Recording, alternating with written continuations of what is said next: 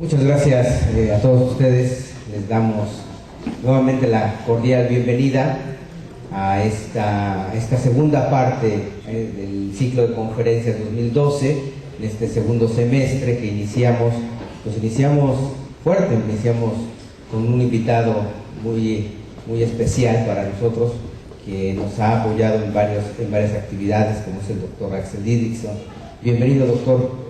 Pues comentarles que es importante pues continuar con este ciclo de conferencias de aquí hasta noviembre que están planteadas, y reiterarles el tema del valor que pueden tener estas conferencias en conjunto, donde se les va a extender una constancia sobre esas conferencias que hayan participado. Es importante su registro y sobre todo su participación, pues a través de sus preguntas, a través de su retroalimentación, a través de los diferentes medios que tenemos ahí a su disposición.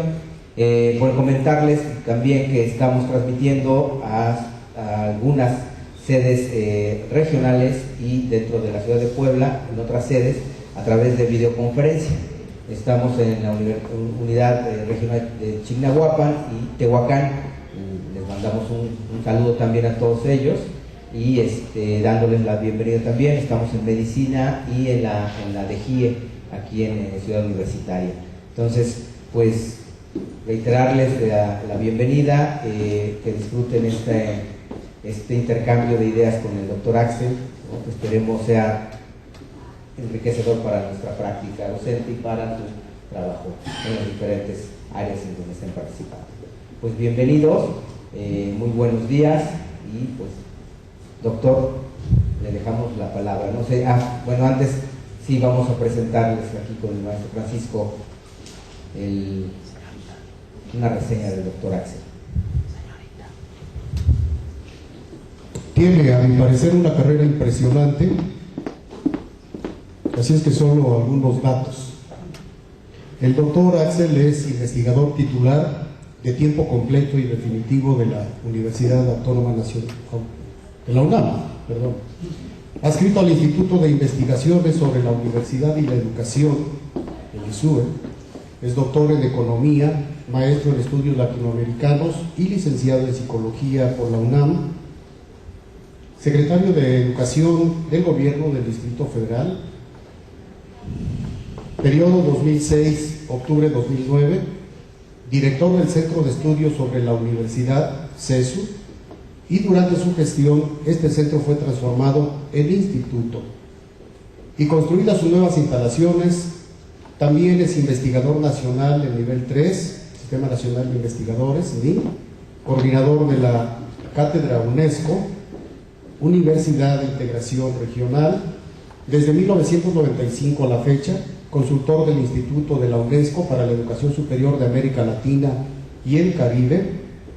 Desde 1995 a la fecha, miembro de la Academia Mexicana de Ciencias, miembro del Consejo Consultivo de la Universidad Latinoamericana, Foz de Iguazú, Brasil, creador del modelo académico y curricular de la Universidad de la Ciénega de Michoacán, fundador y coordinador de la red de macrouniversidades públicas de América Latina y el Caribe en 1999-2007, vicepresidente de la Unión de Universidades de América Latina y el Caribe 2004-2006, premio al Buen Comendador de la Universidad Misael Saracho de Tarija, Bolivia, premio al Mérito Académico de la Universidad San Buenaventura de Cali, Colombia, premio Iberoamericano sobre Innovación Tecnológica 1995, investigador invitado y becario del Instituto Sueco de la Universidad de Estocolmo, del programa de Fulbright en la Universidad de la Ciudad de Nueva York y de la Sociedad Japonesa para la Promoción de la Ciencia en el Instituto de Investigaciones Educativas del Ministerio de Educación de Japón 1990-92. Asesor académico en temas de planeación y prospectiva en distintas universidades de México, de América Latina, del Caribe y de Italia. Autor de más de 20 libros, 4 en proceso, de más de 60 como coautor, coordinador o editor, y de más de 100 artículos publicados en revistas especializadas e indexadas en español, inglés, francés, portugués y chino. Articulista de opinión desde 1993 en periódicos como El Financiero, La Jornada, El Universal, Excelsior, y actualmente es parte del equipo de colaboradores de la sección Análisis de la revista Proceso. La colaboración con la UNESCO y IESAL ha sido profusa y sostenida. Por mencionar algunos de los trabajos realizados: el capítulo sobre internacionalización e integración para integrar el documento base de la reunión regional organizada por el entonces CRESAL, celebrada en 1996 en la ciudad de La Habana, Cuba, y participó en la reunión mundial sobre educación superior de la UNESCO en la ciudad de París, Francia, 1998. Asimismo, junto con la ex directora del IESAL, la doctora Ana Luisa Gazola, coordinó el documento de trabajo Tendencias de la Educación Superior en América Latina y el Caribe para la reunión regional de CRES en el 2008, en la ciudad de Cartagena, Colombia, y fue ponente de la reunión mundial sobre educación superior de la UNESCO en el 2009 y en la sede de París. Él es el doctor Axel Didrikson. Es un placer tenerlo en su casa en la Benemérita Universidad Autónoma de Puebla, con amigos siempre. Bienvenido, doctor. Un aplauso, por favor.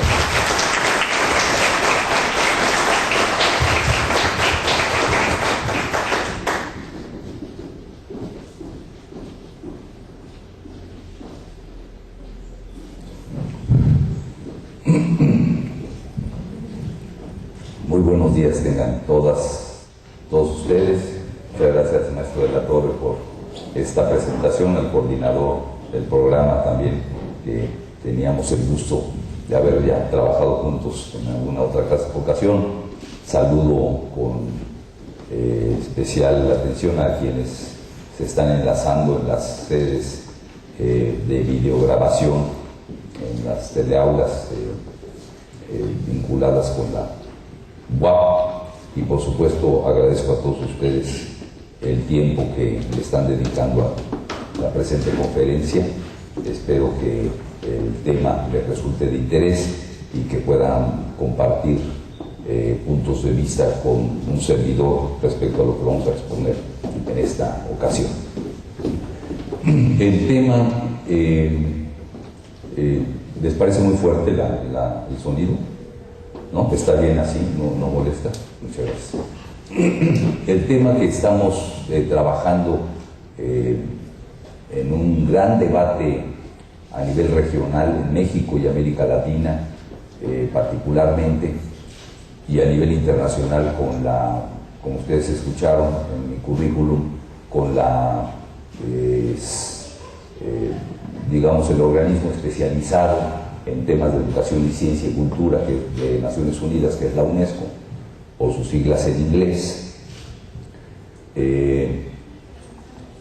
Tiene que ver con el replanteamiento de fondo de una vieja agenda de organización y de trabajo académico,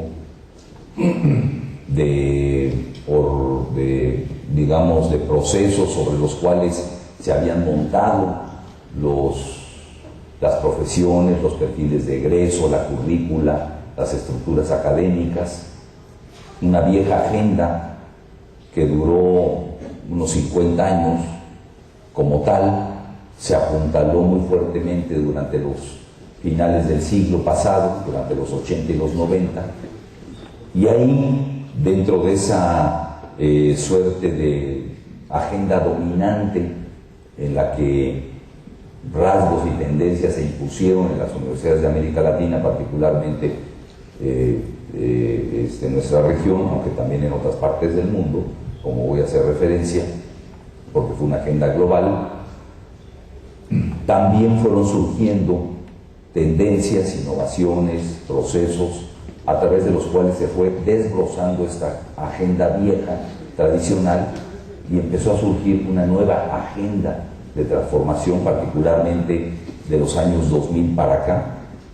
En este quinquenio se apuntaló, y particularmente también esto ha tomado cuerpo a raíz de la reunión regional y mundial que se ha hecho referencia de la propia UNESCO, de donde yo tuve el honor de ser partícipe y protagonista, porque junto con Ana Lucia Gazola hicimos el documento base de la propia conferencia regional que reunió a cerca de 4.000 representaciones de toda América Latina de instituciones de educación superior, y luego tuvimos que llevar las resoluciones regionales a la sede mundial en París en el 2009, y se fue constituyendo una suerte de elementos, de componentes a nivel teórico, conceptual, paradigmático, que hacen referencia a esta nueva agenda de transformación de las instituciones de educación superior que estamos debatiendo, y que en algunos casos, tanto institucionales, es decir, de universidades en lo particular, pero también de gobiernos de cerca de unos 10 países, la han tomado como parte de sus definiciones programáticas para redefinir su política pública, la política de Estado en esos países, y están iniciando transformaciones muy importantes a nivel nacional, a nivel sistémico, a nivel de conjunto de las instituciones de educación superior. Lo que yo les voy a mostrar es algunos de los elementos de este debate, que ya no es solamente conceptual y teórico, como lo fue frente a la vieja agenda que tuvimos que dar, sino también hoy ya representa un fenómeno en marcha que está creando sistemas completos, alternativos, incluso nacionales, no sin conflicto, por supuesto, al revés, dentro de un proceso muy conflictivo, de grandes demostraciones y debates, discusiones muy fuertes, en países, por ejemplo, como en Argentina, en Chile, donde el movimiento estudiantil no solamente echó abajo, se opuso a un modelo tradicional, parte significativa de esta agenda vieja, ¿no?, sustentada en la mercantilización de la educación superior, en la visión de mercado, en la idea de que la universidad debe ser pagada por las familias en lugar de una política de Estado, etc. Y que ahora ha echado abajo incluso reformas constitucionales de Piñera. Un movimiento estudiantil que después de los mineros, de la salvación de los mineros chilenos, tenía al presidente Piñera en el rating más alto que había alcanzado un presidente de la República en todo el mundo. Que está casi al nivel de Calderón. Imagínense, ¿no? Nada más por el movimiento estudiantil, ¿no? Lo mismo que le está pasando a Peña Nieto con el movimiento 132. ¡Lum! Se desploma. Entonces, allí hay una agenda de discusión tremenda, ¿eh? No se trata de una reforma o un debate de qué hacemos en la UAP, o en la UNAM, o en el POLI, o en los autónomos. No. Se trata de un debate constitucional respecto del perfil, del carácter, de la organicidad, ¿sí?, que debe tener un sistema educativo superior frente a los grandes acontecimientos que están ocurriendo de producción y transferencia de conocimientos y nuevos aprendizajes. No es un debate menor, es el debate sobre el desarrollo de un país. Lo mismo está ocurriendo en Ecuador. En el 2000 se inaugura la Ley Orgánica de Educación Superior y echa abajo todas las reglamentaciones anteriores. Yo tengo el honor también de ser parte de la asesoría internacional, el coordinador de asesores internacionales del presidente Correa en el Ecuador, y después de la LOES, de la Ley Orgánica de Educación Superior, estamos haciendo 7 reglamentos nacionales nuevos para redefinir, tener un aparato jurídico normativo distinto para echar a andar la nueva agenda de transformación. No solamente con leyes se ponen en marcha reformas, ¿no?, pero sí son referentes que tienen que seguirse, sobre todo si tienen un amparo de ley constitucional.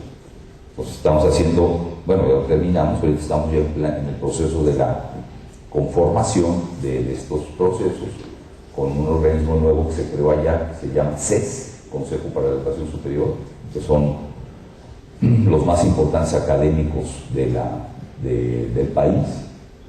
Fueron seleccionados por currículum. Es un reglamento de régimen académico para determinar cómo se organizan, diseñan y construyen planes y programas de estudio. Un reglamento de régimen académico docente e investigador para sustituir las viejas reglas de operación de los escalafones académicos por otros nuevos, de acuerdo a los procesos y la pertinencia del trabajo académico.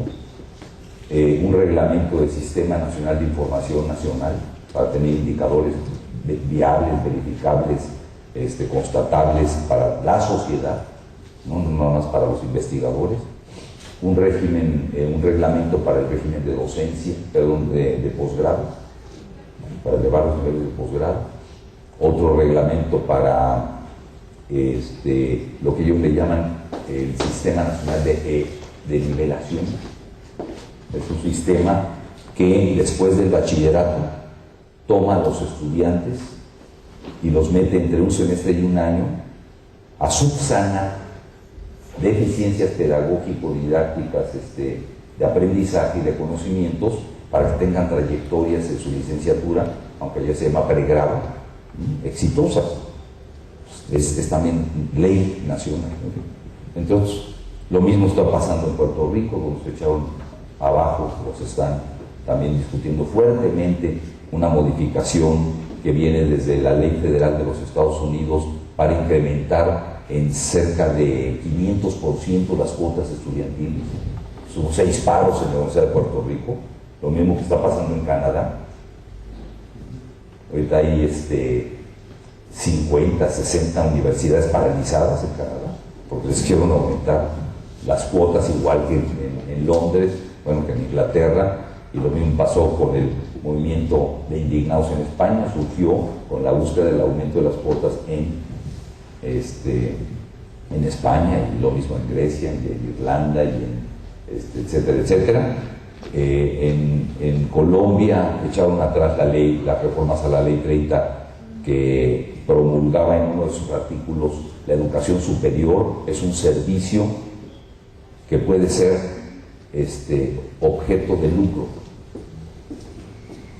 Todos los estudiantes echaron abajo ese artículo, porque antes decía la Ley 30, que es la Ley Nacional de Educación Superior, la educación superior es un bien público y no puede ocurrir que las instituciones que le imparten se dediquen al lucro. No pueden ganar, no es en contra de las privadas, pero que no la hagan una mercancía limpia, como las patitos de aquí, o las patotas, si es cierto, ¿no? Porque hay patitos y patotas, patitas y patotas.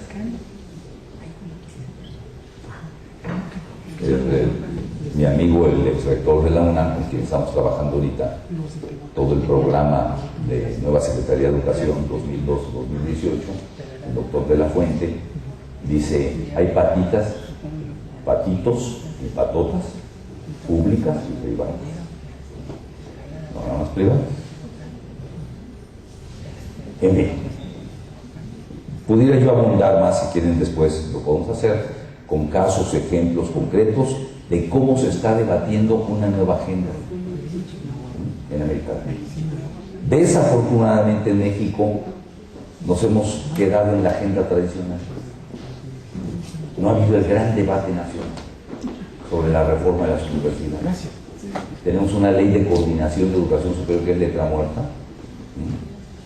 Cuando quieran ustedes abran, métanse en un buscador, ven Ley de Coordinación Nacional de Educación Superior y van a ver que no tiene nada que ver con lo que hoy existe de las universidades y de instituciones de educación superior. Hay que hacer reformas a la Ley General de Educación, que es de 1993 también, y no tiene nada que ver con el sistema educativo nacional, la de coordinación, la de la Ley General de Educación de Ciencia, la de CONACYT, la del SNIC, Todos son reglamentos ya totalmente obsoletos y muchas cosas que hay que cambiar.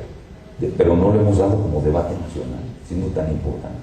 Por el contrario, tenemos un sistema educativo y de educación superior obsoleto, muy trancado, que no está al ritmo de los revolucionamientos que ocurren en la ciencia y la tecnología, en los nuevos conocimientos, y que en otros países sí está ocurriendo por lo menos un gran debate y también transformaciones importantes, aunque también en México hemos dado innovaciones importantes en varias universidades, como en la propia Universidad Benemérita de Puebla y en otras tantas que podemos verlo en lo particular. Este es el marco de mi exposición.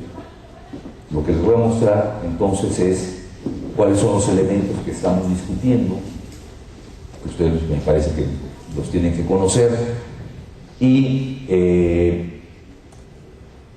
cómo se está orientando esa conceptualización, esos nuevos paradigmas, frente en este debate de vieja y nueva agenda, ¿no? Porque la vieja no se acaba nada más porque sí, con un decreto simple, porque las viejas agendas, ahora las agendas de vida de las instituciones, pues se reproducen con las dinámicas, las inercias, etcétera, sobre todo de profesores, investigadores y hasta de los alumnos y directivos, ¿no? Entonces,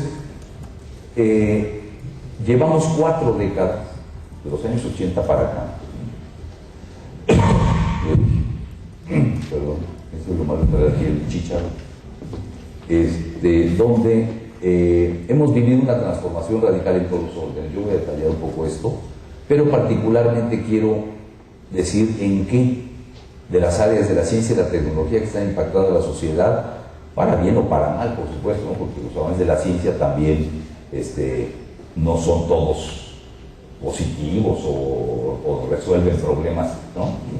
Per se, yo creo que los ingenieros en energía, o los físicos de energía nuclear y los ingenieros en nueva tecnología que pusieron la planta de Fukushima en el lugar de mayor apertura sísmica, estaban muy bien preparados, estaban extraordinariamente bien formados con un doctorado en Harvard, pero tuvieron una decisión absolutamente equivocada: poner en un lugar de sismos tan frecuentes una planta con una capacidad instalada que al primer tsunami. Bueno, entonces cuando hablamos, por eso digo para bien o para mal, y a tal grado han llegado estas transformaciones en los órdenes de la ciencia y la tecnología, que se habla, como ustedes saben, desde hace algunos años, desde hace 40 años, de que estamos frente a la eventualidad y la realidad de un tipo nuevo de sociedad sustentada por su valor, por el impacto del valor de los conocimientos en el desarrollo, nueva, denominada por muchos o genéricamente como sociedad o sociedades del conocimiento, ¿no? El trabajo de Naciones Unidas, que se llama Understanding Knowledge Societies, dice: hay que hablar en plural, no la sociedad del conocimiento, porque no hay un modelo de sociedad del conocimiento, sino hay muchas sociedades del conocimiento que tienen distintas expresiones, y habla de 3 en lo particular. Dice: sociedades del conocimiento, donde sus estados, sus gobiernos, sus empresas y sus sectores, actores de la sociedad del conocimiento, dicen que avanzan hacia una sociedad del conocimiento, pero no hacen nada para lograrlo. Es un tipo de sociedad del conocimiento. Nosotros queremos una sociedad del conocimiento, pues sí, pero no hacen nada. Dice: un segundo tipo de sociedad del conocimiento, de gobiernos, de estado, de actores, dice Naciones Unidas en este ensayo, en este libro que los que quieran pueden consultar abiertamente, está en PDF, lo bajan, que se llama Comprendiendo las Sociedades en Plural, Understanding Knowledge Societies, de Naciones Unidas.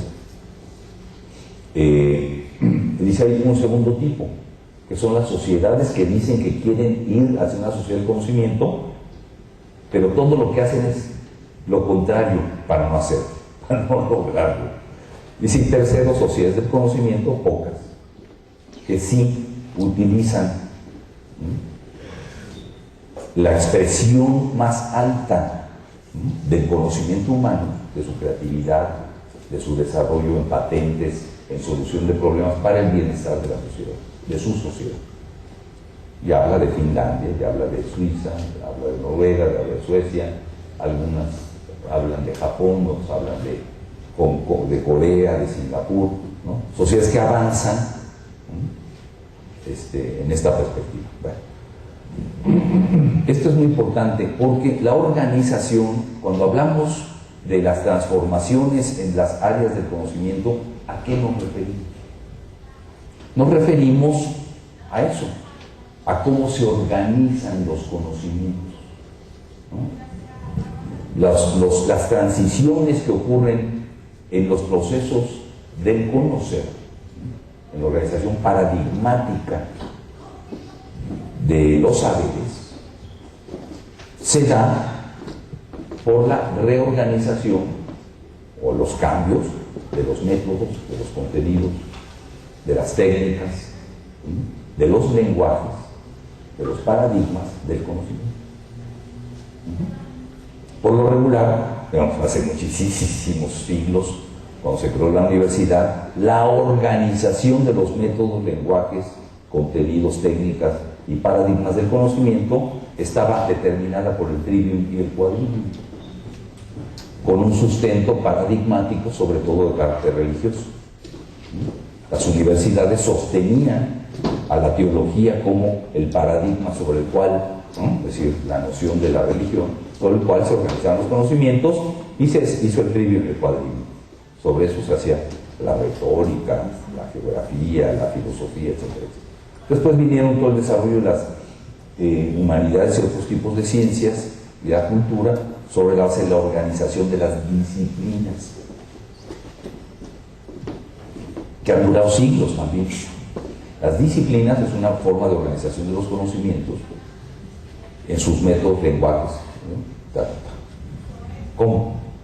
Un médico tiene un método, un lenguaje, contenidos que aprende y desarrolla como know-how, como competencias, técnicas y paradigmas.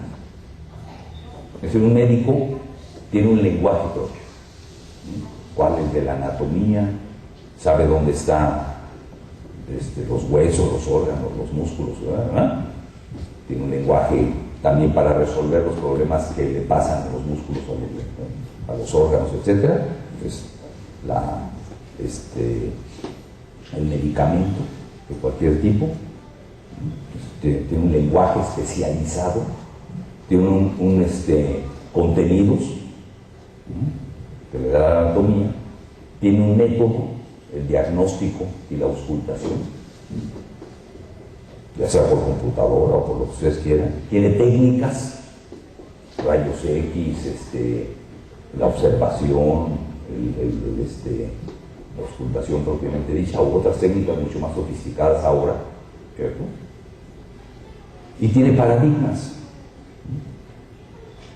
de acuerdo con los avances de la disciplina. Un ingeniero tiene métodos, lenguajes, técnicas, ¿no? Un ingeniero tiene cuál es su método, el cálculo, ¿no? El algoritmo, la ecuación para desarrollar un procedimiento, tiene lenguajes de la ingeniería, de los procesos, etc.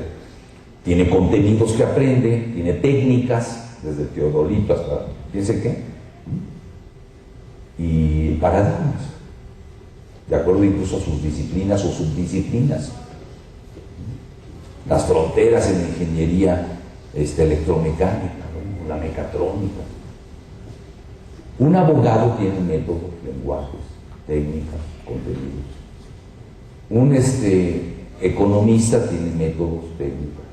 Un sociólogo, un maestro tiene métodos, lenguajes, su método, la didáctica, paradigmas pedagógicos, el lenguaje, pues el de la cátedra de exposición, tienen contenidos que tienen que saber, de acuerdo a su disciplina o de carácter general, y técnicas, PowerPoint ahora o el pizarrón. ¿Sí? Bueno, esto, los métodos, los lenguajes, los contenidos, por eso me estoy deteniendo, se ha cambiado todo en los últimos 4 años.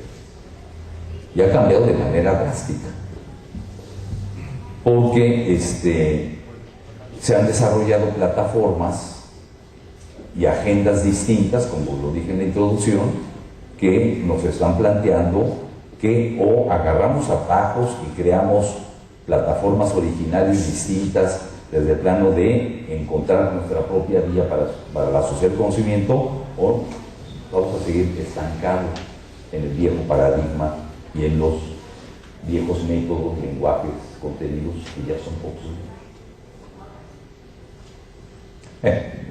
La situación esta es la agenda tradicional. De los 80 para acá, en lo particular, lo que se impuso fue una política de mercado, ¿no? En casi todos los países de América Latina y de muchos del mundo, por supuesto, donde los resultados fueron una gran mercantilización de la educación superior.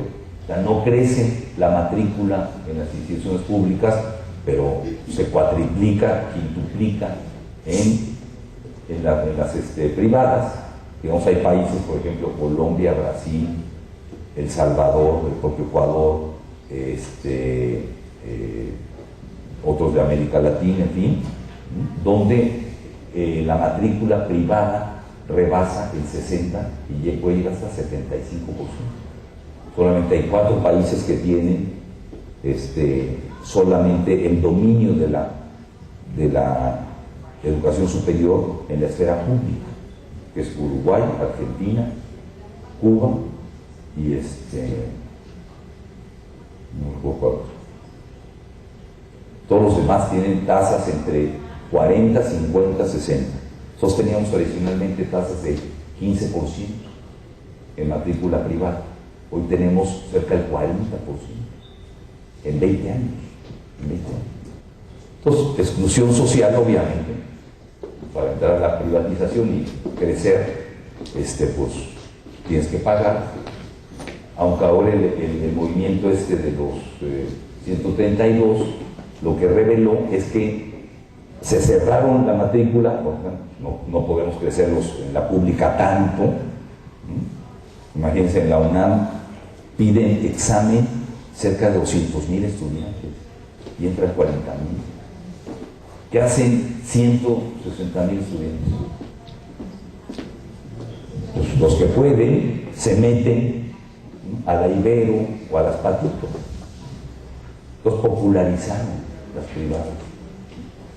Los que están moviendo es porque son los que querían entrar a la UNAM y decían: yo quiero entrar a la UNAM porque es una escuela que me enseña no solamente a ser empleado, ¿no?, sino a pensar un poquito más, o a todas las públicas, al revés de la privada, donde solamente me van a enseñar marketing, cómo decirle sí, patrón, etcétera, etcétera, ¿no? Pues eso es lo que el currículum oculto de las privadas es el individuo por encima de la colectividad. En fin, una obsolescencia de aprendizajes y conocimientos. Las privadas no les importa producir conocimientos, les importa repetirlos. Por sus carreras están en Derecho, en Comercio, en Administración, en Marketing. No están en biotecnología, en genómica, no tienen talleres y laboratorios, no producen investigación, etcétera, lo cual nos agrandó las brechas en la producción de ciencia y tecnología. Tenemos brechas enormes, producimos en total, por ejemplo, en México el 2% de toda la producción científica mundial, lo cual es, ¿a quién le interesa leer un paper, de algunos mexicanos, pero en general? Y una política pública feliz y burocrática. Como ustedes saben, en México pasamos del año pasado del 0.4 al 0.3 en inversiones en tecnología. Increíble. En lugar de ir para adelante, vamos para atrás. Bueno, esto ha ocurrido, sin embargo, de forma constante y muy definida, muy definida. Esta primera ola de 80-90, para mostrarles lo que estaba yo mencionando en el marco de las transformaciones en los paradigmas, primero ocurrió en los 80s con la llegada de la microelectrónica, es decir, los componentes de miniaturización que trajeron consigo el software y el hardware. O sea, de los 60, 70, que teníamos computadoras que no cabían ni en este espacio, se pasó por efecto de lo que se hizo en un lugar que se llama Silicon Valley. Ahí surgió Microsoft y Apple, con dos grupos de chavos, 20 años. Entonces hicieron ¿qué? Navegadores. Y el primer producto de eso fue una PC. ¿Se acuerdan de las PC? Más o menos, eran así, con unos software complicadísimos, ¿no?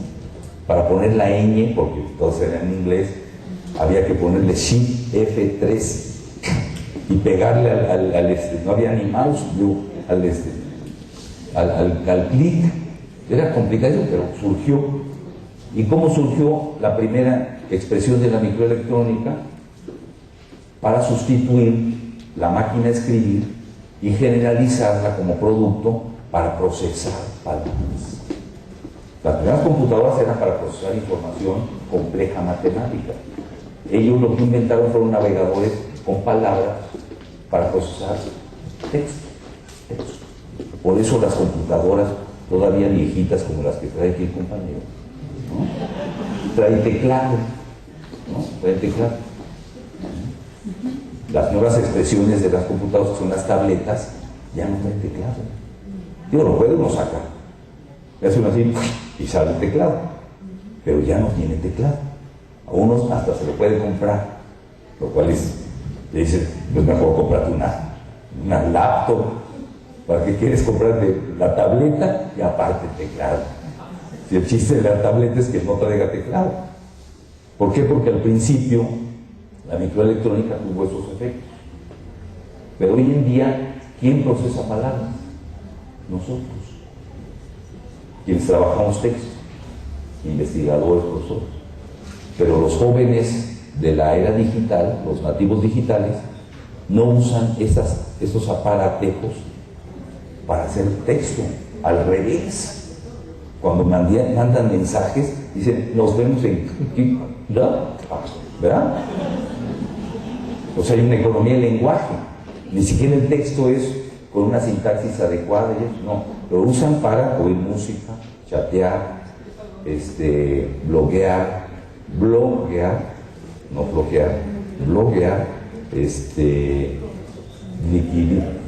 wikilear, etcétera, etcétera, o para tumbar gobiernos, como le pasó a Mubarak, como le pasó a Libia, como está ocurriendo en España, para organizarse.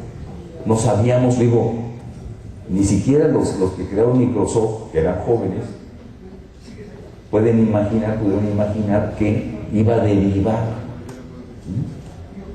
hasta Internet, porque los primeros procesadores no tenían Internet, eran así nada más para procesar palabras. No pueden imaginar el efecto que iban a tener en la creación de redes sociales. Bueno, pues aquí surge un componente impresionante, ¿no? Que sustituye muchas cosas que ya no usamos. No sé, algunos de ustedes tendrán una máquina de escribir en su casa, pero como de reliquia, ¿no? De esas Remington.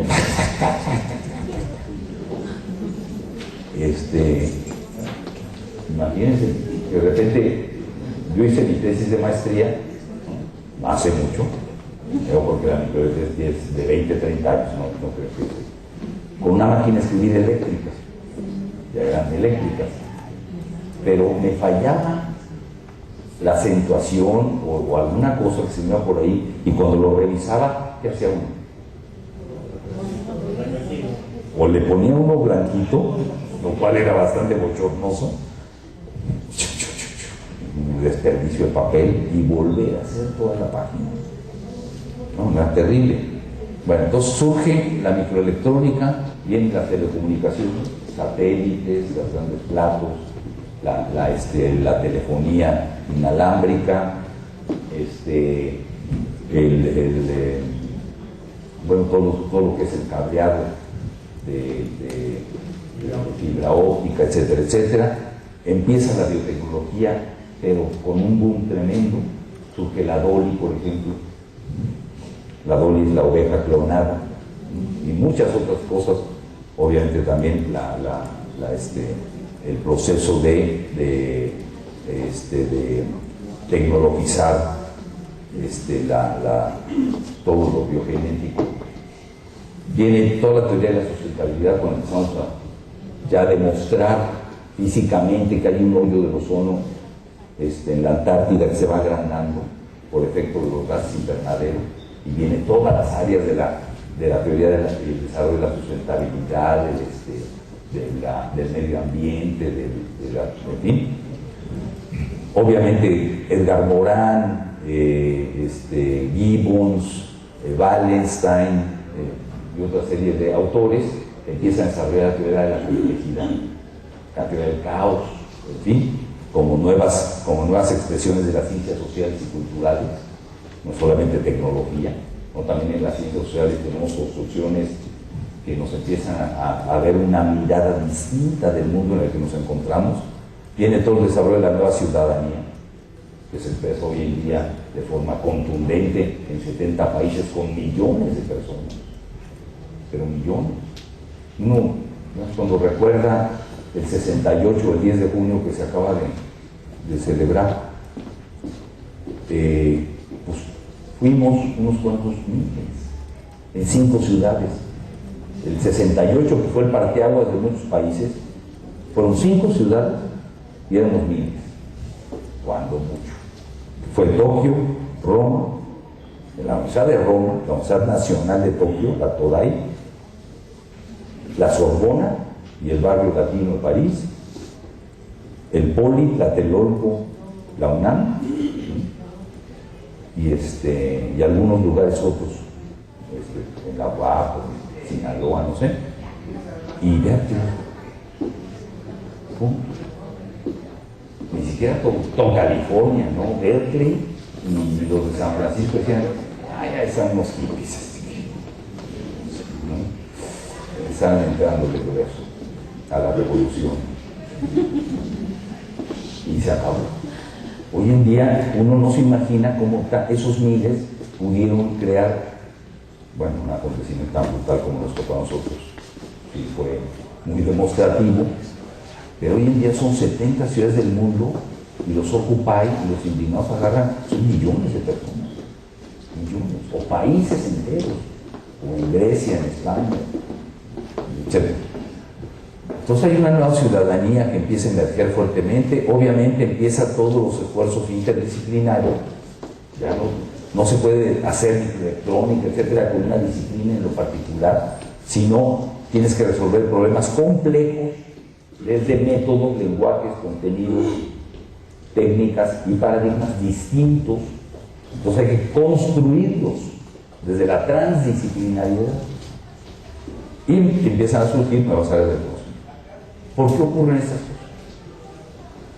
Porque hubo países y zonas que empezaron a hacer reformas educativas para meterse en estos componentes de revolucionamiento de los conocimientos.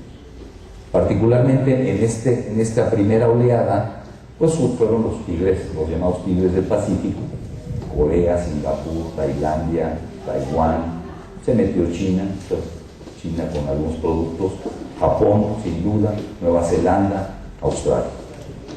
Pero también se meten España, que aprovecha muy bien la creación de la Unión Europea, se crea vienen las primeras cosas de la unidad europea y se crea la idea de que hay que hacer el espacio común único de educación superior en Europa.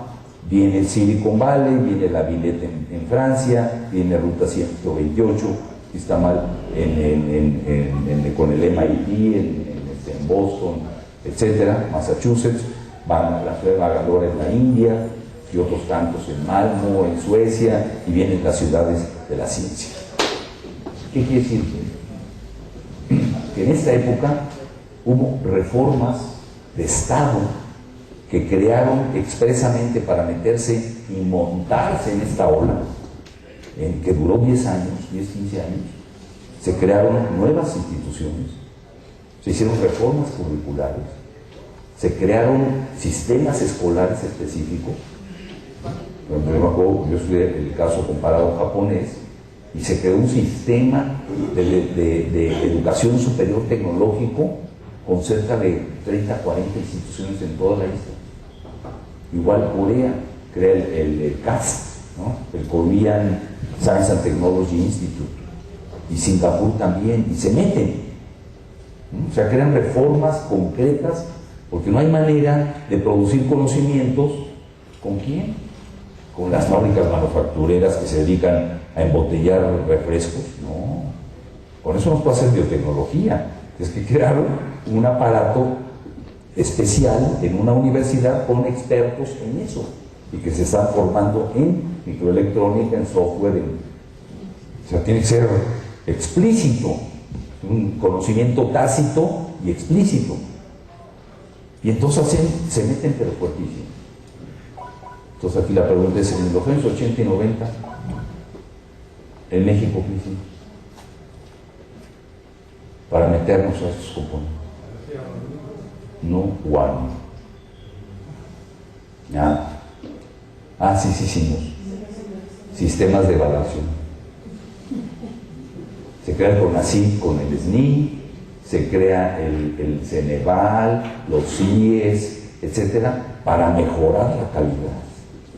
No para transformar el sistema, sino lo mismo, evaluar la obsolescencia.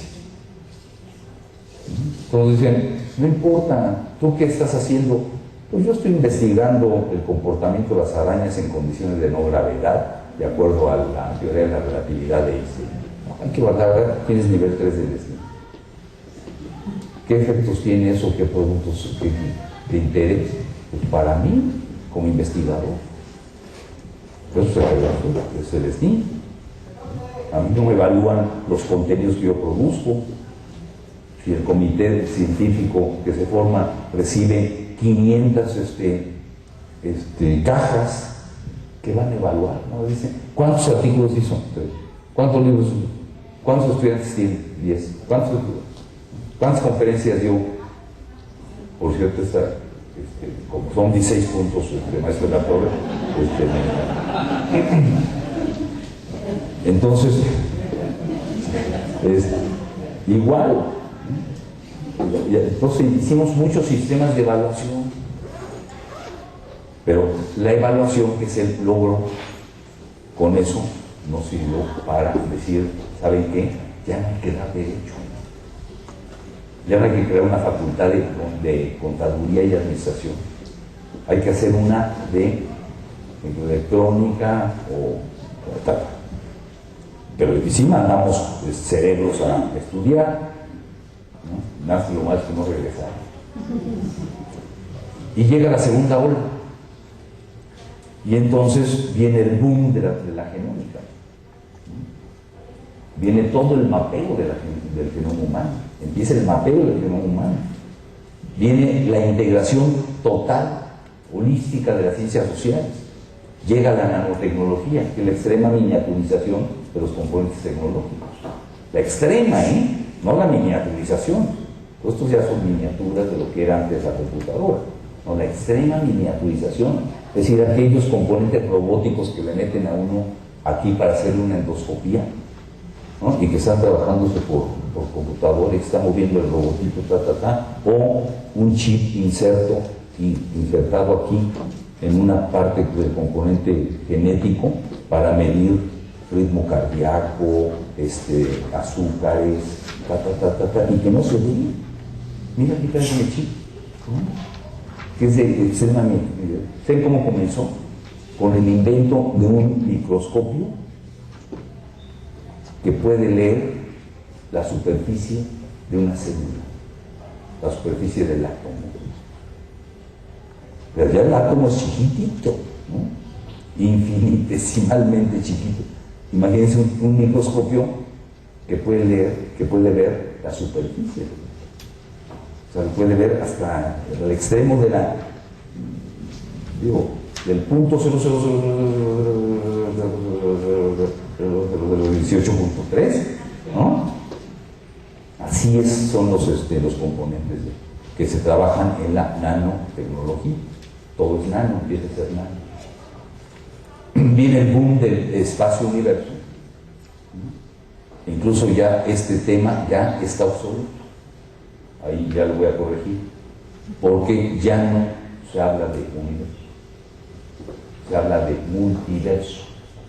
Se acaba de descubrir el debate que el Big Bang no creó un universo complejísimo y tan además infinitesimalmente grande y en expansión como el que no podemos ver, sino que simultáneamente se crearon estallidos diversos, múltiples, en miles y millones de veces.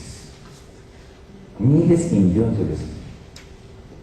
O sea que la posibilidad de un tipo de vida extrañísima para nosotros, igual que nosotros hemos de ser absolutamente extraños. Yo de repente tengo algunos amigos que digo, ¿de cuál universo vienen? ¿No? Así nos han de ver, bueno, no nos ven por las dimensiones, pero que hay no un universo, sino multiversos. Entonces viene aquí un boom tremendo de las, pues todo lo que es las ciencias de la Tierra y del espacio.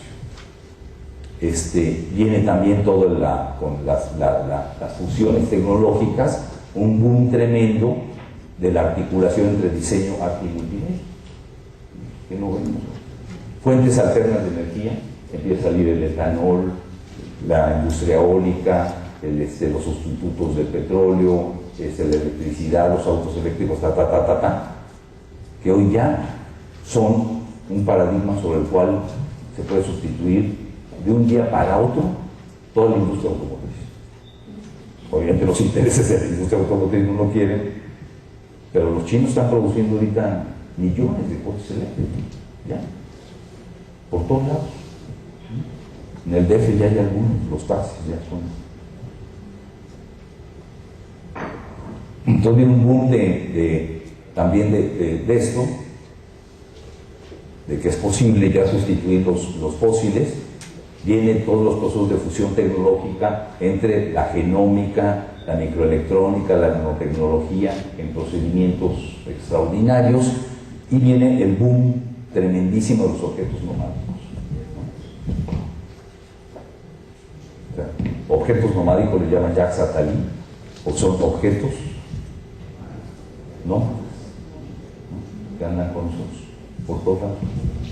Y a tal grado que andan con nosotros que ya son parte de nosotros mismos.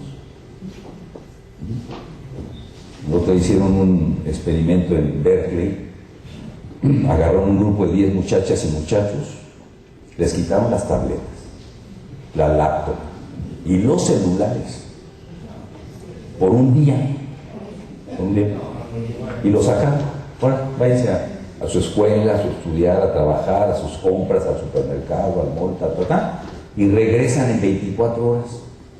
Regresaron en 24 horas por sus cosas y les pusieron los dispositivos para ver su nivel de ansiedad.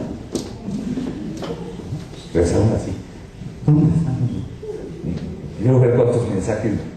Bueno, tenían tal grado de ansiedad, y dice el estudio, comparado solamente con una situación de cruda de mezcal de 3 días.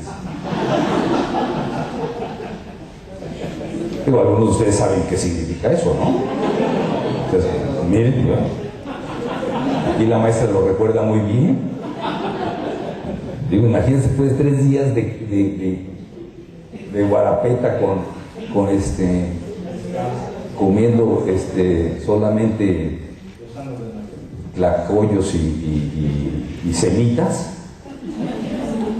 pero la ansiedad después terrible. Bueno, así les pasó. O sea, ellos son objetos que forman parte de nuestra vida. Llegó una investigadora al instituto y venimos entrando al instituto, al elevador, dice, ¡y! Se me olvidó el celular. Le digo, ay, digo, ¿qué tiene? ¿No? ¿Ya llegaste a trabajar? Ponte a trabajar. ¿No? ¿Qué tal si me habla mi hijo? Se muere mi mamá. Algo le pasa al coche y dice, ¿qué? Mi marido quiere saber dónde andará. No. Porque además, como ya están georreferenciados, ¿no? Ya saben, ¿no? Como de que te fuiste a la universidad, si andas por Tlaxcala. Entonces, el boom de los objetos nomádicos, ¿no? Son objetos que ya traemos en el cuerpo, pegados en las orejas, pero eso es una cosa impresionante. Ustedes lo pueden ver, digamos, en otros países es mucho más fuerte, por ejemplo, Tokio, los asiáticos, los jóvenes particularmente, y también los adultos, ya no ven, van caminando, ya nada más ven por donde pisan, se meten al metro con una facilidad, y andan o viendo el video, o chateando, o haciendo redes, o viendo Facebook. ¿Por qué se ríen? Se autodefinen como nómadas. Ya somos todos nomádicos. Bueno, traemos. También igual aquí, en esta ola, obviamente se meten con reformas educativas, con reformas curriculares, con creación de institutos, de centros de investigación, etcétera, etcétera, que no cómo se producen estos conocimientos, no salen de la nada, ni una industria que hace, ¿cómo se llama?, alfombras, puede hacer biotecnología. Tienes que hacer el laboratorio genómico. Y se meten fuertemente Finlandia, que alcanza a ser el mejor sistema educativo del mundo, por las reformas que hizo. No salió de la cultura finlandesa per se, no, un acto de política pública.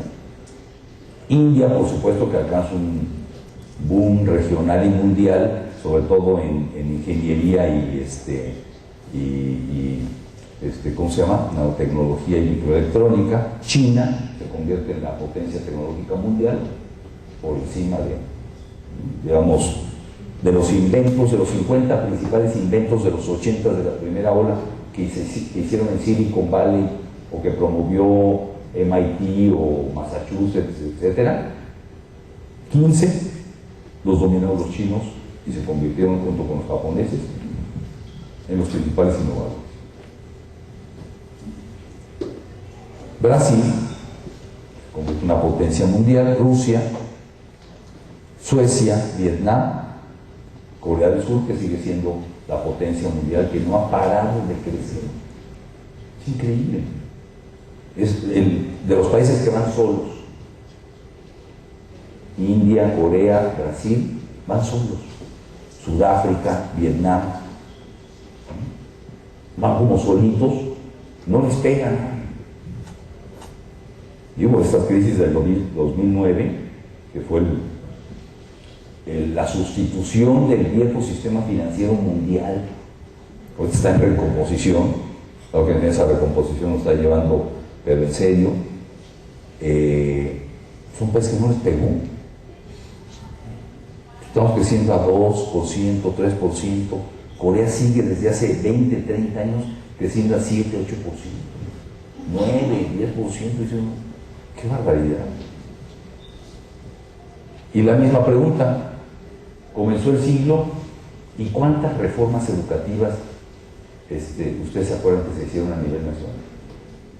¿En qué nos metimos? Digo, porque Brasil hizo el etanol. Y ustedes van por las calles de Sao Paulo, o Río, mejor todavía, y dicen, oye, ¿por qué huele tanto alcohol? Bueno, acá pasa una muchacha de Ipanema, pues sí, pues. Pero es porque los coches usan alcohol. Y los aviones en los que ustedes viajan, los de Connect, por ejemplo, de Aeroméxico, que ya tiene el monopolio más grande de todo el país, son Embraer, una compañía brasileña. Nosotros no hacemos ni el radar de ese. pero no nos hemos especializado ni en las llantas de alta densidad para que cuando caigan los aviones no les pase nada. Ni en las llantas, ni en el amortiguador, ni en el volante. Bueno, si tenemos pilotos y aviadores, pero no destacamos en un nicho de sustitución. Digo, somos país petrolero. Yo creo que ahí también, en este momento, también el problema es el punto de partida para nosotros era apenas reconocer la diversidad en el proceso de aprendizaje, los diferentes estilos. O sea, ubicarnos en que teníamos una realidad que teníamos que enfrentar y ejercer. Ya espero. Sí. Sí, sí, no, en esta segunda ola seguimos evaluando. Y la evaluación pues, no lo usamos para no solamente conocer lo que realmente está pasando, sino decir, oye, vamos a este. Digo, sí lo hemos hecho, pero es realmente aisladísimo. O sea, a mí me tocó, yo fui autor, lo ven, del modelo académico de una universidad entera, en 30 hectáreas, tenemos 600 estudiantes, estamos trabajando carreras como agua, no ingeniería hidráulica, es agua, ¿no? Porque el agua es un tema complejo, interdisciplinario, transcultural, social, técnico, organizacional, etcétera, etcétera. Nanotecnología, microelectrónica, gobernabilidad y nueva ciudadanía, transformación educativa y nuevas tecnologías, inter y transculturalidad, y así, son 10 carreras, de las cuales 6 ya están en marcha, ya tenemos la primera maestría, estamos construyendo el primer doctorado, ya inauguramos 3 edificios, ¿no? Porque cuando estábamos organizando la currícula, con expertos en estos temas, teníamos un arquitecto en cada grupo de trabajo. Con esta idea, ¿no? Que tienen ustedes. Hay espacios nuevos de aprendizaje, pues tienes que tener espacios físicos adecuados a el paradigma académico, o si no, otro tipo CAFSE, fíjense, un modelo muy innovador académico, pero con aulas que parecen cárceles. Digo, a veces no hay necesidad ni de aulas, ni siquiera aulas. Bueno, y llega la tercera ola, que es el fin de la transición, de acuerdo a los economistas de la onda larga, que comienza en los años 80 y que va a terminar en el 2030-35, que coincide mucho con los procesos de maduración de la fusión tecnológica, la articulación de plataformas de nuevos conocimientos ya madura, obviamente todo la posibilidad de nuestro traslado más allá de la Tierra, físicamente hablando, el boom de la consolidación de esos procesos, la generalización de fuentes alternas de energía ya va a ser una constante, y obviamente territorios, hiperterritorios y concentración total de hiperclases, con países emergentes con reformas educativas de nueva generación. Es este debate que tenemos o que estamos dando, que a ver hasta dónde llegamos en hacerlo real y no quedarnos nada más en el reconocimiento, como dice la maestra. Ya se calcula, se prevé que ya no va a haber grandes innovaciones como las que ocurrieron en la primera ola, que fue el boom de la innovación. Y nos sorprendimos todos los días diciendo, oye, ¿cómo? Si yo acabo de comprar mi casetera, ya me compré mi casetera, ya compré todo lo que tenía de discos, que antes tenía mi, ¿cómo le llamaban? Tornamesa. Ya no hay discos, ahora hay cassettes. Y ahí va con los cassettes de bruto. A los 5 años, los cassettes se volvieron obsoletos y pasaron los discos compactos. ¿Cuánto duraron los discos compactos? 5 o 6 años. Hoy, digo, al rato ya no va a haber disquerías. Ya no va a haber disquerías. Porque ya no compras discos compactos. Digo, a menos que dices, bueno, digo, acaba de morir Amy Whiteson, ¿no? Voy a comprar los 2 de ella. Yo fui a comprarlos. Pero los puedo bajar. ¿Para qué compro discos? Me compro una tarjeta, la meto aquí, escojo los temas y grabo 5,000 canciones. No compro 3 discos de 300 pesos. Esos 300 los bajo y tengo 1,000 canciones. Yo te le digo a mi hija, digo, oye, ¿cuántas canciones tienes en tu teléfono? Pues ahorita andaré como unos 3,000, 3,500. ¿Y cómo las oyes todas? No se puede. ¿O sí? No sé. No va a haber esas innovaciones, va a haber la consolidación y maduración de las existentes, pero en procesos de finalización de la transición, el fin de la transición, que es la maduración tecnológica. Esto ha ocurrido en el mundo y no le hemos entrado nosotros. Esto se debe a un contexto determinado que tenemos que enfrentar necesariamente. No voy a detener mucho en esto porque el contexto y el diagnóstico lo tenemos que hacer, más bien me voy a concentrar en lo último, que es la parte de por dónde están las propuestas de articulación de una nueva agenda en las universidades, del plano de los atajos que tenemos que dar para, pues, 40 años, ver qué hacemos. Esos 40 años se nos fueron en las universidades, porque nosotros somos los que estamos produciendo conocimientos, nadie más los va a producir. Pues bueno, tenemos niveles de pobreza extrema, desempleados, seguimos en el modo 1, como dice Gibbons, que es un modelo lineal, disciplinario, acumulativo, memorístico, repetitivo, de ciencia y tecnología, dependiente del desarrollo tecnológico. Hemos adoptado alguna constitución de sistemas de innovación y estamos apenas en la primera generación de los componentes que Scowitz llamó de triple hélice, es decir, de parques científicos, donde el gobierno pone el terreno, los servicios, la electricidad, el agua, etc. La empresa pone la inversión y el objetivo de la patente y la universidad pone el talento, es la triple hélice. Hoy estamos en una generación, en la cuarta generación de modelos de sistemas de innovación tecnológica y científica, que son inspira, aprendizaje, creación de conocimiento, nueva tecnología, patente, aprendizaje, nuevo conocimiento, innovación, patente, aprendizaje. O sea, ya esta idea de que investigación básica, aplicada y experimental se daban de forma secuencial, se acabó. Entonces depende del contexto de su aplicación, el modo 2, y se articulan desde el plano de sistemas de innovación totalmente distintos, centrados en el aprendizaje. Porque el que no aprende no puede producir nuevo conocimiento. Pero aquí apenas estamos en la triple. Ven ustedes a Monterrey, que es el primer parque científico de los más grandes que hay en el país, y todavía hay terreno baldío.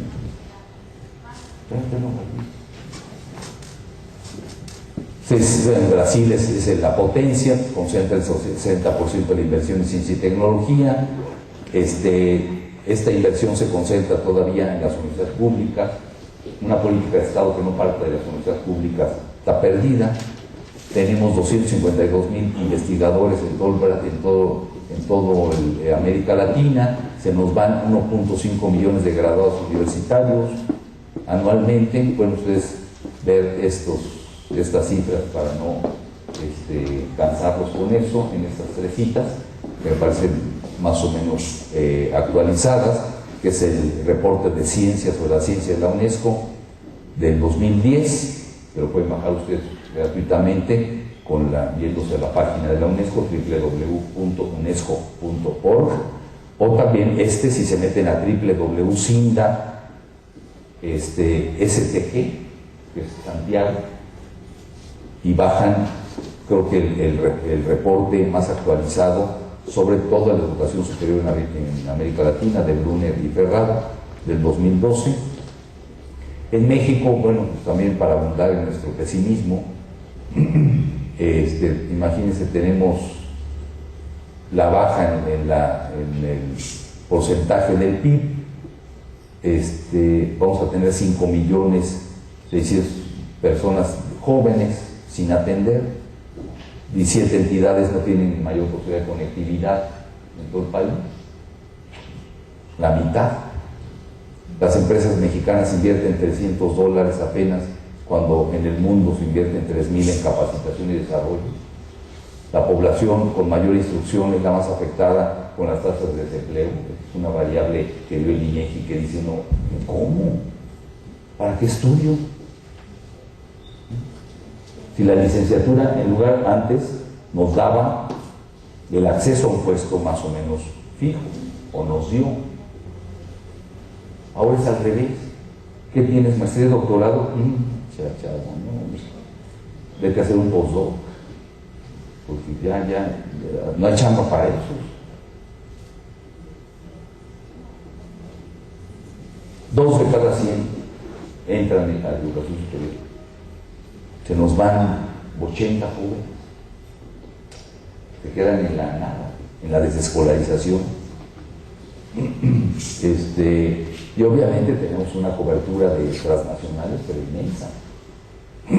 Antes decíamos, no, la UNAM es la universidad más grande del mundo. Pues ve a Polo, tiene casi medio millón de estudiantes. No más todos estos son puras transnacionales de la educación, sobre todo de Brasil, de España y de Estados Unidos. Loret, que compró la Universidad del Valle de México, tiene una sede aquí, tiene 73,000 estudiantes. Digenio, miren más, puede ser que son brasileñas, 200,000 estudiantes. Bueno, luego está lo del censo, que es así medio dramático. 50 millones se encuentran sin educación básica. Somos 100 y tantos, 110 millones, casi la mitad de la población, sin leer y escribir, sin educación básica, son analfabetas funcionales. Por eso, una de las tesis que estamos sosteniendo es no reproducir el déficit cultural y educativo de las familias en los niños. No sé si ustedes han visto de esos, yo sé que va a ser un poco polémico, pero así lo pensamos. Así se hizo en Brasil también con Mangabeira y Lula. Hay unos anuncios en televisión, lacrimeros, que dicen, dale 20 minutos a tu hijo de lectura diario. Con 50 millones sin educación básica. Llega la señora después de lavar y planchar 20 kilos de ropa, ¿no? Llega así exhausta y dice, mamá, mis 20 minutos. ¿Cómo? Ponte a ver la tele, que es peor. Es decir, hay un capital cultural bajo. Y tenemos que reconocer que la mitad de la población tiene esa condición. Porque los nuestros llegan y ni hay que decirles nada. ¿Cuáles 20 minutos? Agarran y tienen una biblioteca ahí, o tienen sus aparatos, y usted tiene un capital cultural que se reproduce. Hay que fomentarlo, está bien. Pero la familia con deficiencias y déficits culturales y educativos tan severos como pasa en nuestro país, no puede ser la sustituta de la escuela. No puede ser. Imagínense, el muchacho o la niña o el niño llega a la escuela después de ver español. Y le dijeron que la sintaxis es así, la gramática es así, las ortografías van así, se acentúan en talos lados, etcétera, gerundios. Llega a la casa y dice, ya llegaste, le rompen la sintaxis. Dice, ¿dónde está el sujeto del verbo y el complemento? Aquí. ¿En serio? Lo mandan a una prueba PISA, que es de reflexión sobre lo que lee. Ustedes saben que la prueba PISA tiene 6 niveles. El primero y el segundo son, lee un párrafo, dime de quién lo escribió y qué dice. El nivel 3, 4 y 5 son sobre un libro o 2 textos, elabora un comentario, una reflexión, una indagación, comparación, una lógica de expresividad respecto a varios textos. Y el nivel 5 y 6 son por lo menos 4 libros, articúlalos desde el plano de la construcción conceptual. Eso es una explicación adecuada. Cuando a alguien le preguntan, dime 3 libros y sus autores, y no sabe ni uno, está en el nivel 1 y 2 de la prueba PISA. Porque ese que acaban de mencionar, que trastabilló, pero así, como ustedes comprenderán, el día de ayer, pero feo, no pudo decir 3 títulos de libro. Uno se equivocó, confundió un autor y el título. Y dijo, bueno, sí he leído la mitad de la Biblia. Y uno dice, ¿la mitad de la Biblia? ¿Seguro? ¿Y saben por qué llegó a la mitad? Yo, después de reflexionar sesudamente, ¿por qué nada más había leído una parte? ¿No? Si es un libro que, ¿cómo te picas? Porque comienza diciendo, no matarás. No desearás la mujer de tu prójimo. Se la pasa viendo a ver cuál se deja. Y termina diciendo, no robarás. Tú lo cerró. Dijo, no, este libro sí está muy subversivo. Por eso no lo terminó de leer.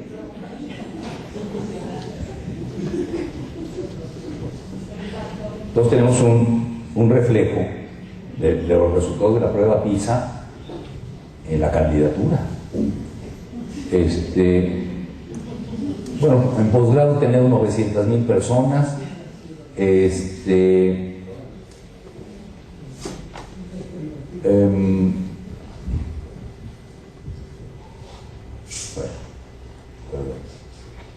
Hasta ahí.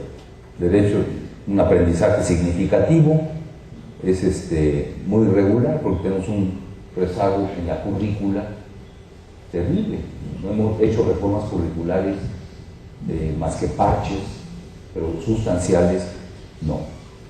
Bueno, esto es lo que tenemos que enfrentar frente a tendencias de gran envergadura que entonces vamos a meternos al análisis de lo que implica lo que está discutiendo respecto a la nueva agenda, o lo que llamamos la nueva agenda de transformación, que es el debate contemporáneo respecto a la posibilidad de dar saltos de calidad en nuestras instituciones, particularmente en el factor docente y de investigadores, que hagan posible definir un nuevo tipo de institución. Este nuevo tipo de institución depende de que adoptemos lo que se denomina el paso del modo 1 al modo 2 de universidad, que dicho simplemente, o dicho de manera muy resumida, es el paso de una institución concentrada en la docencia al paso de una institución concentrada y organizada en la producción de conocimientos. Eso no quiere decir que se deje de lado la divulgación del conocimiento. No. Yo creo que debemos de seguir teniendo clases de filosofía que hablen de Aristóteles, y en medicina de Pasteur, de física de Niels Bohr, o en ciencias sociales hasta de Marx. Todavía, es decir, de un conocimiento que nosotros no producimos, no produjimos tampoco, y que existe, porque el conocimiento es acumulativo y es una base paradigmática sobre la cual hoy tenemos rupturas del conocimiento por haber tenido un conocimiento acumulado tan grande. Pero también tenemos que reconocer que tenemos que tener la capacidad de producir nuevos conocimientos. ¿Cómo es una organización, una institución que elabora, construye plataformas que produzcan conocimientos? Pues la única manera que conocemos es a través de los paradigmas contemporáneos de la ciencia y la tecnología, es que el actor y los actores activos generen espacios de aprendizaje, donde se construyan procesos cognitivos independientes. Es la única manera que sabemos hasta hoy. Todavía no hay por transmisión de objetos nomádicos que yo todo mi currículum, ¿no?, se los transmita por la vía de la sensorialidad, ¿no? Aunque a veces con alguien sí me gustaría ¿no?, hacerlo, pero lo he tratado, pero se transmite otras cosas, habilidades, destrezas, ¿no?, competencias, etcétera. Pero así, el conocimiento tácito frente al conocimiento explícito solamente ocurre cuando se dan procesos cognitivos que desarrollen capacidades propias en la persona. A ver si no estoy siendo muy abstracto, ustedes me dicen. Pongo ejemplos. Una cosa, exactamente, una cosa es el conocimiento explícito. Este es un conocimiento explícito. Yo lo organicé para transferirlo, para transmitirlo de una determinada manera comprensible, didáctica, como eso espero, clara, concisa, sintética. Conocimiento explícito. Un libro o un objeto visual sistematizado es conocimiento explícito. ¿Cómo se produce el conocimiento explícito y se organiza? Por la vía del desarrollo del conocimiento tácito. ¿Qué es el conocimiento tácito? Pues es algo que tenemos todos y que no sabemos cómo ocurre. No sabemos cómo ocurre. Oye, ¿por qué se te dio esa idea? ¿Por qué cuando hiciste ese diseño te salió bien? No sé, me salió. Claro, por la experiencia, por el ensayo del error, por haber leído mucho, por haber escrito sobre el tema, por haber trabajado años y años y años y años y años y años y años en un objeto de conocimiento, etc. ¡Chum! Y el conocimiento tácito es un acto cualitativo que no se puede explicar. Mi capacidad expositiva. ¿Cómo lo explico? Bueno, pues, porque he estado abanicando unos cuantos añitos, ¿no? ¿Cómo le hago para escribir un artículo, columna periodística que me sale a veces barrabasa? Lo escribo así, una patada. Es por un conocimiento tácito, ¿no?, de tratar de atinarle a la coyuntura, ver cuáles son el momento y el tema sobre el cual hay que hablar, qué es lo que puede ser interesante para un lector que no sé ni quién es, etc. ¿Cómo desarrollar el conocimiento tácito? Que es el elemento sobre el cual se monta la experiencia vivida, ¿sí?, de un proceso de cognitivo, de aprendizaje significativo, o como dicen los españoles, de aprendizaje imprescindible. El conocimiento explícito, el conocimiento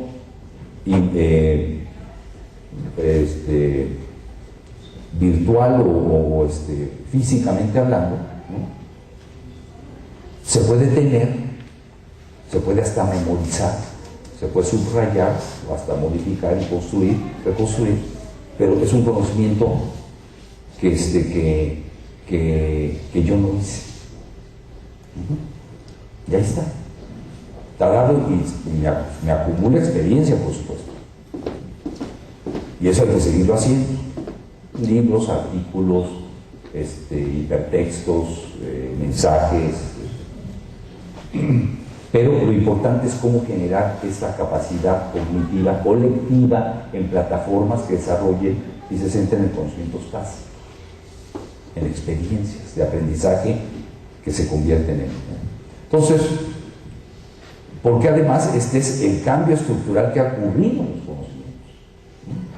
Antes bastaba con que tú te dijeras, yo como quiero ser médico, basta y sobra que pase la prueba de anatomía. ¿Por qué? Porque eso es lo que voy a hacer toda la vida. ¿Qué voy a hacer toda la vida? ¿Creen que eso puede hacer toda la vida? Por si un médico llega y dice, a ver, ¿tú qué recomendarías? Fíjate que trae una gastritis este muchacho, ¿no? De quién sabe qué. No, hombre, dale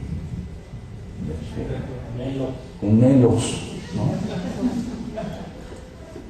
Y encuentran con que el problema no se solucionó con el Melox, ¿no? Sino no es una gastritis, sino es un bicho que trae acumulado, que le vino de las partículas suspendidas del aire de la Ciudad de México y que le está causando no solamente un problema gástrico, ¿no? Sino una parálisis en su columna vertebral. Ah, caray, es un problema nuevo. ¿Y cuándo no tenemos problemas nuevos? Pues todo el tiempo, ¿no? Entonces, ¿cómo le dice al médico que nada más sabe lo del Melox? Dice, oye, vamos a investigar, vamos a trabajar, ¿de qué se trata esa complejidad? Y a lo mejor tienes que consultar a un trabajador social y no a otro médico, o a un psicólogo, porque le vino del estrés, o a un terapeuta, porque viene de un problema, le vino de un problema de falta de, bueno, de ¿cómo se dice?, de asentamiento permanente, de una postura, X, o de un sociólogo, porque le dio una angustia sabiendo que Peña Nieto iba a ganar. Dijo, ¿ahora qué hago? ¿Qué va a hacer en la vida? ¿No? Bueno, aquí hay un problema de cómo se organizan los nuevos conocimientos y hay que entrar de ahí a estas maneras paradigmáticas por los cuales. Esto implica la ruptura en las organizaciones de la dinámica separada entre las ciencias sociales, las ciencias naturales, las ciencias exactas con las humanidades. Vamos a articular para tener soluciones complejas desde conocimientos tácitos que podemos organizar cognitivamente. Tenemos que articular visiones complejas. Obviamente, desarrollar esta generalización de la innovación académica en la gestión del conocimiento, desde el plano del modos, que depende del contexto de su aplicación. En las disciplinas, el contexto de aplicación es casi efímero. Casi efímero. ¿Por qué? Porque lo que tengo que estudiar es el origen, el desarrollo y la aplicación y el know-how de la disciplina. Entonces, ¿en qué contexto la aplico? Pues no importa. Tú vas a ser médico. Oye, pero y si me voy a Polonia, no importa. El corazón sigue igual. El estómago no cambia en los polacos, ¿no? Pero la problemática, sí. Es como las pruebas enlace.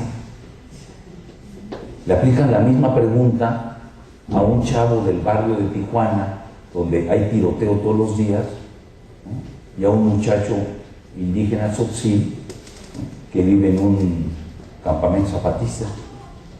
La misma pregunta, no puede ser.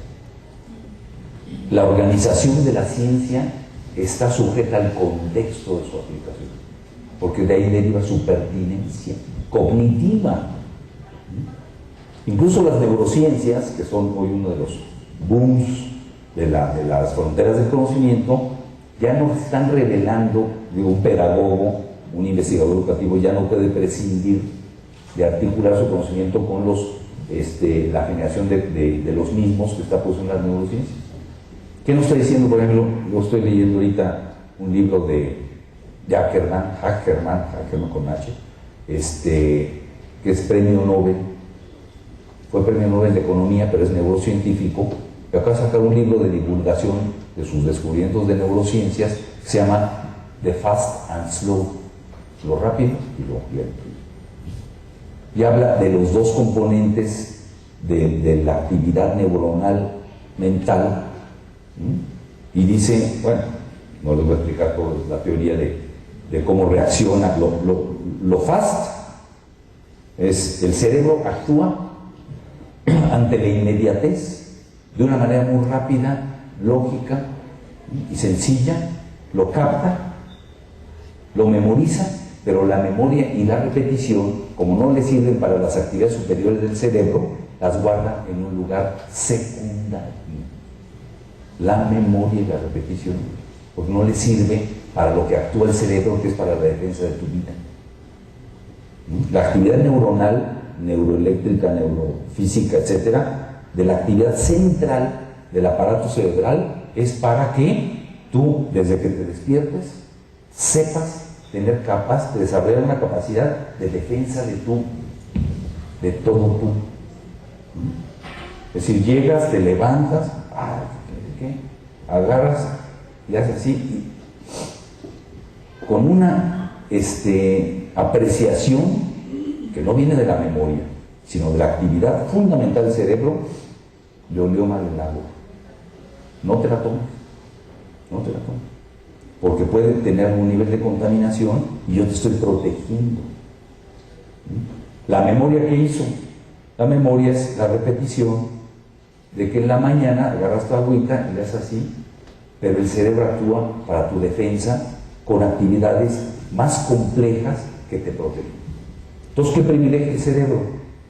La reflexión, el análisis, la crítica, la observación circundante, la capacidad de alerta, la sistematización de elementos que juntos pueden llegar a tener una confluencia desastrosa, ¿no? Por ejemplo, ves amarillo, un cuate que viene dando tumbos del otro lado de la calle, una señora que está pasando con su hijo en carreola, el otro que dices, seguro que se pasa el alto, y un coche de bomberos.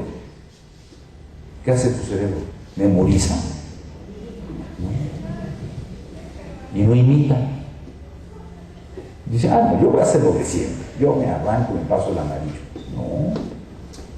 Confluye en una actividad de casi de nanosegundos y te dice, frena. Es más, hazte un ladito. Pero así. Entonces, esto, el contexto de su aplicación. En las disciplinas, es decir, en las profesiones que nosotros formamos todo el tiempo, esto aparece como medio secundario. ¿Por qué? Porque uno estudia, yo estudié sociología en la licenciatura.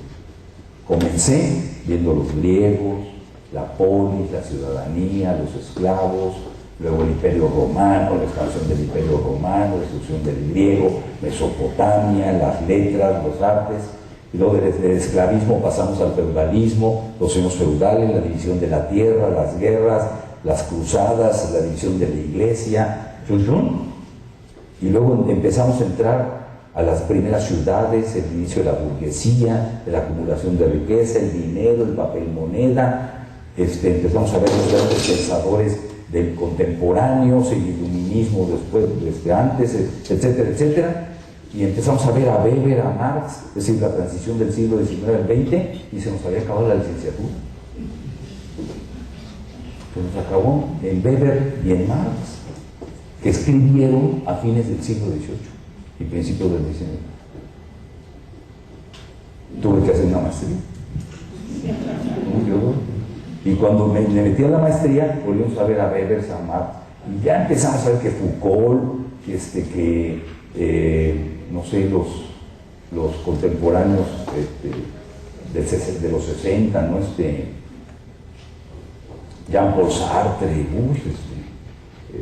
en fin, y se nos acabó la maestría. Por eso llegaste al doctorado. ¿Ustedes creen que fue por gran asiduidad y disciplina? No, decía, bueno, tengo que comprender en qué época vivo. El contexto de la aplicación, desde el plano de la organización del conocimiento, es meter al estudiante en la reflexión de su mundo real, del contexto en el que está, tiene que construir la solución de los problemas que vive, no la solución de los problemas que dice la disciplina, ¿no? que son las causas para solucionar tales efectos, porque ya esas causas ya no existen, ni los efectos. Una organización no que rompa con las disciplinas, reitero, esto no es contra ley, es construir sobre lo que no tenemos, es distinto. Yo digo que se acaben los abogados, solamente se van a acabar. Como ya nadie se casa, ya no va a haber divorcios, la actividad se les va a reducir un 80%. En la comprensión entonces de que el problema es la complejidad del mundo en el que vivimos, y que esto significa la revolución contemporánea de un conocimiento que impacta la docencia, el currículum, la investigación, la organización y la gestión institucional de los sistemas educativos. Esa complejidad se sustenta en la disciplina de la trans, con un constructo epistemológico distinto. Es el paso de la disciplina, desde mi constructo epistemológico. Todo comenzó con la disciplina, después llegaron problemas nuevos que había que resolver y se hicieron procesos transdisciplinarios. Transdisciplinarios quiere decir de transición, transgresores o antidisciplinarios, y derivaron en constructos interdisciplinarios. Estos son los procesos frecuentes que pasamos. Yo soy economista, me enfrento con un problema económico, pero digo, bueno, por ese problema económico, digamos, la quiebra de Sachs y los grandes bancos mundiales y la caída del euro y el problema de Rajoy, así se llama, del Rajoy, o de Grecia, es un problema financiero, sí, un problema económico, pero no solo, tiene que ver con una sociedad. ¿Y cómo le hago para comprender esa complejidad? Pues tengo que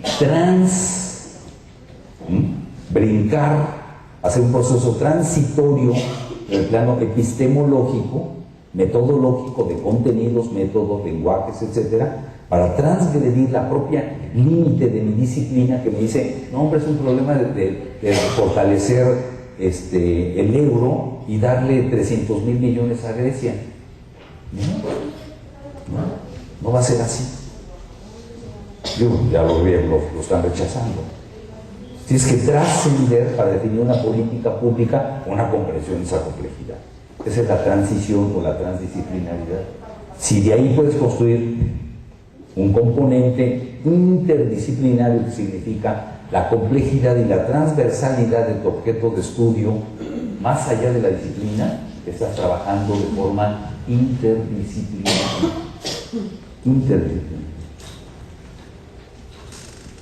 Porque todas las organizaciones de los conocimientos son complementarios entre sí. Eso significa, bueno, crear instituciones nuevas que partan de la lógica de que hay que desarrollar una investigación cognitiva y una investigación estratégica. Y superar, por supuesto, estos componentes institucionales del siglo anterior para trabajar en la multiplicación de redes, convergencia de disciplinas, transdisciplinas, currículos, la experimentación, la innovación, etc. Un ejercicio que acabamos de hacer, ahorita lo comentábamos con el maestro,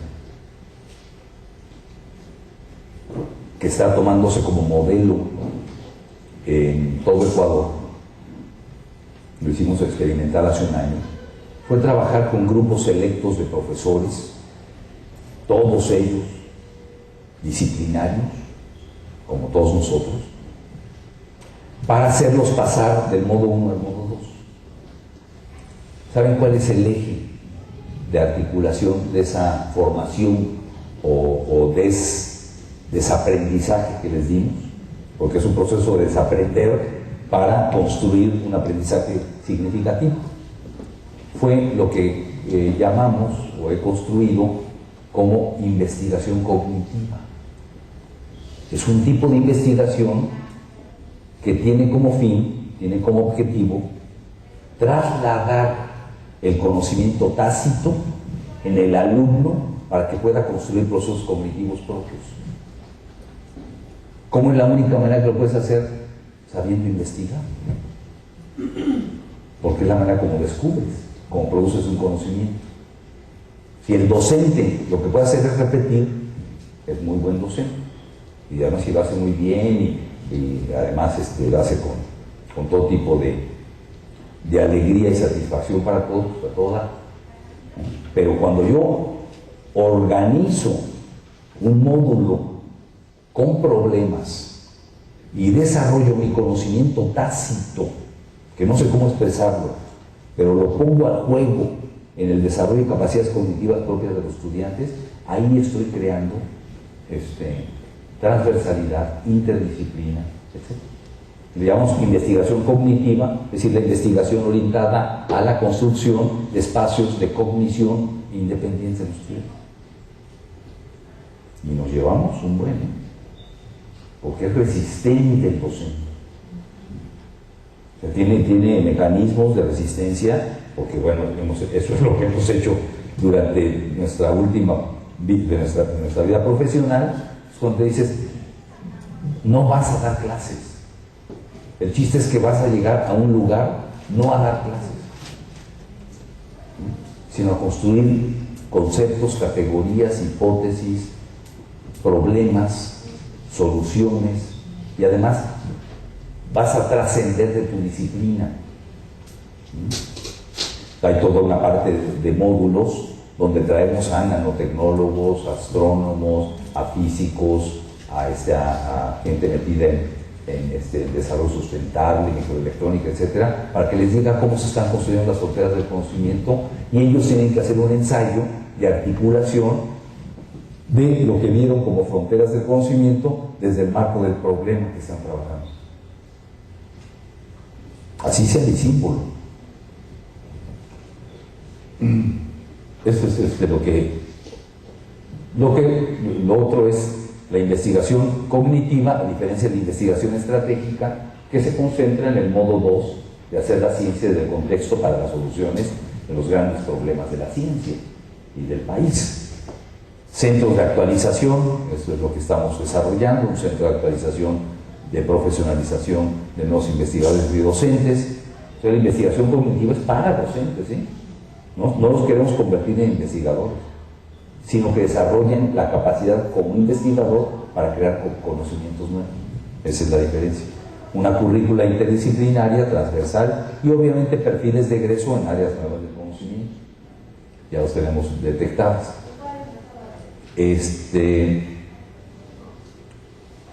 Nos puede ayudar mucho, ya lo hemos también experimentado, crear departamentos de transferencia de conocimientos, de conocimientos, que nos ayudan a que lo que innovamos pueda ser convertido en patentes, tenga su derecho protegido, su derecho intelectual protegido, nos ayude a construir redes, nos asesore para fines de financiamiento, nos ayude al relacionamiento productivo cuando haya que relacionarse productivamente con alguna empresa, apoyo de plataformas tecnológicas, innovación académica, articulación de redes, convenios de movilidad académica nacional e internacional, becas, etcétera, etcétera.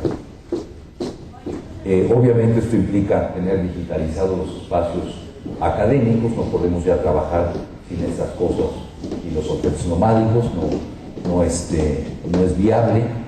Espacios físicos que tengan características físicas precisamente, y obviamente pues, esto implica una reforma del Estado, una reforma de la política pública y del aparato de las instituciones para poder desarrollar desde normas, leyes